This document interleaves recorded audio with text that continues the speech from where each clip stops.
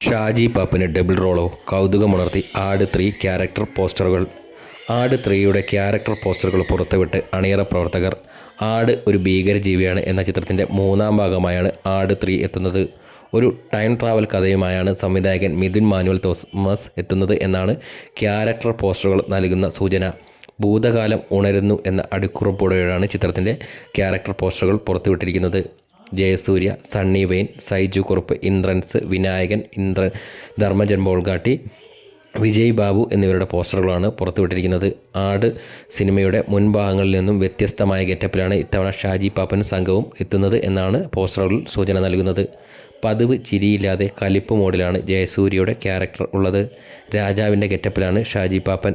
സൈന്യത്തിനൊപ്പം രാജാവിൻ്റെ ഗെറ്റപ്പിലുള്ള വിനായകൻ, ബ്രിട്ടീഷ് സെറ്റപ്പിൽ സണ്ണി വെയിൻ, പടത്തലവനായി അറക്കൽ അബുവും സംഘവും, രാജാവിൻ്റെ വലങ്കയായി ധർമ്മജൻ, ക്രൂരനായ പലിശക്കാരനായി ഇന്ദ്രൻസ് എന്നിങ്ങനെ വ്യത്യസ്തമായ ഗെറ്റപ്പിലാണ് മിഥുൻ മാനുവൽ തോമസ് ഷാജി പാപ്പനെയും സംഘത്തെയും കൊണ്ടുവരുന്നത്.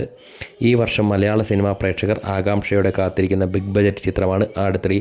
127 ദിവസം നീണ്ടുനിന്ന ചിത്രീകരണത്തിനൊടുവിലാണ് ചിത്രം പൂർത്തിയാക്കിയിരിക്കുന്നത്. ചിത്രം മാർച്ച് 19 തിയേറ്ററുകളിൽ എത്തും. വിജയ് ബാബുവും വേണു കുന്നുപ്പള്ളിയും ചേർന്നാണ് ചിത്രം നിർമ്മിച്ചിരിക്കുന്നത്.